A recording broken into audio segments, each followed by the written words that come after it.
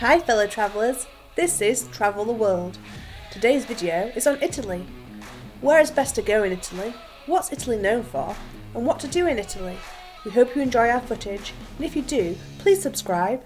Italy is most famous for pizza and pasta, and wine, art, football, cars and fashion, and architecture.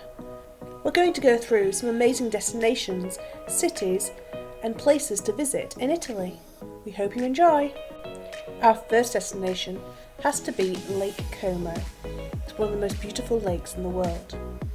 Surrounded by different cities and villages and culture, it's no wonder they filmed James Bond here, and George Clooney also lives here. We suggest getting a boat tour and experiencing the mountains surrounding you. The best way to get around to each different village is definitely the ferry. This leaves every half an hour and takes you to different villages. Each village is slightly different. Probably the most famous village of Lake Como is Bellagio. This is one of the oldest. It's got steep steps and tiny little streets and beautiful Italian restaurants. Why not have a gelato or a pizza overlooking the lake? We stayed in Como itself. No matter which village you choose to stay in, we definitely suggest visiting all the rest. We stayed for 5 days, which is definitely enough time to see the whole of Lake Como. Top tip! We suggest staying near a ferry terminal, just because you'll be using the ferry a lot to go to different restaurants, shopping, or any museum that you're wanting to go to during the day. If you do choose to hire a car, make sure to know the roads are very thin and very steep, and to be extra careful because Italians are known for driving very fast. We hired a car, and it was incredible to go from village to village, seeing the culture and the locals. However, it was a little daunting driving on the Italian small, steep roads. Our next destination in Italy has to be Venice, probably one of the most famous places in the world. Reasons to visit Venice include Renaissance art, the canals and bridges, the Venetian Gothic style buildings, wine bars, and the hustle and bustle of all the tourists. This is definitely a destination if you're looking for a romantic getaway. Even though the gondolas are very expensive, if you're wanting to splash out, we highly recommend it. It's a once-in-a-lifetime experience. If you can't afford, and you're coming from America, maybe just do it in Vegas. It's not exactly the same, but you get the idea. When looking for a hotel, don't be discouraged by the fact the rooms are small. Most of the rooms in hotels in Venice are small. This is because the buildings are very old and there isn't much space. So don't let that stop you. Don't spend much time in your room.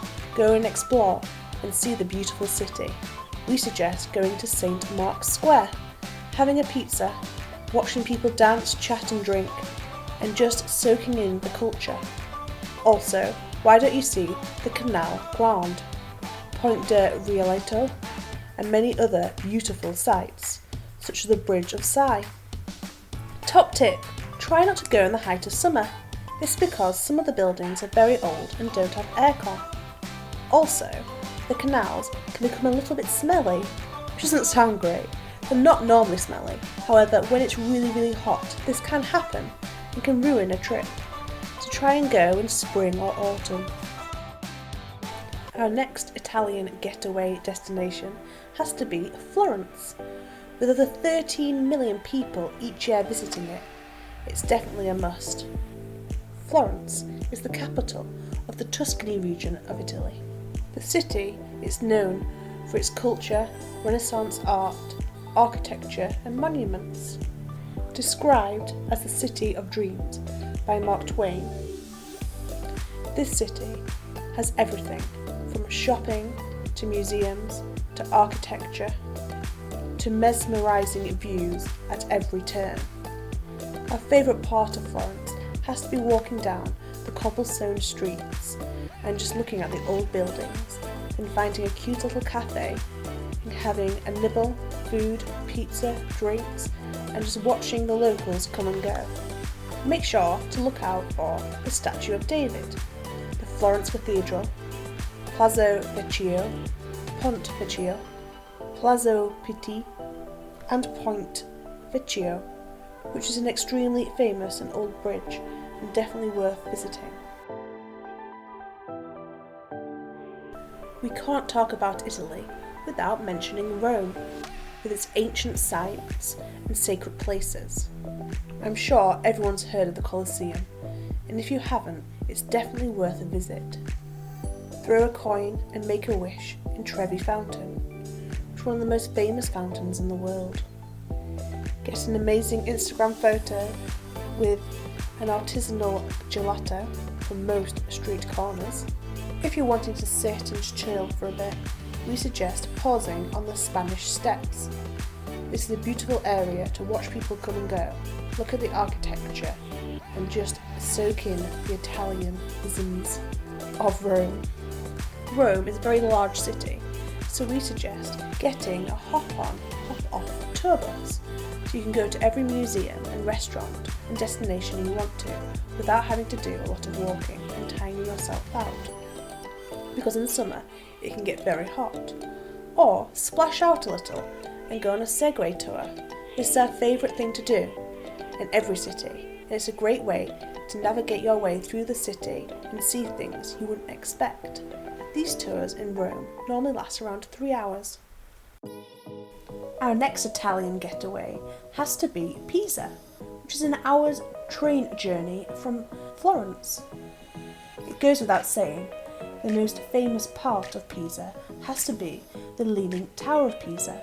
Make sure to take a cheesy photo trying to hold up Pisa like most tourists do. It's definitely worth the photo opportunity.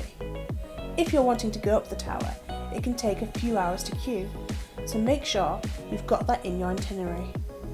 We also suggest taking a water bottle, because there's lots of water fountains that are safe to drink and fill up. It can get really hot in Italy. We're able to save lots of money filling up our water bottles. We highly recommend going to see the cathedral. We think it could be more impressive than the one in Florence, which is a little controversial, but go inside and see it for yourself. Please let us know below in the comments if you enjoyed our Italian video. We'd love to do lots more Italian videos if you enjoyed it. Also, let us know which city in Italy is your favourite. If you enjoyed our footage, and if you haven't, please subscribe. It means a lot, and as our channel grows, we'd like to do competitions for our subscribers. Thanks fellow travellers, this was Travel the World. We're going to leave you with our drone, aerial and foot footage we have from all the different places in Italy. We hope you enjoyed it. Bye guys!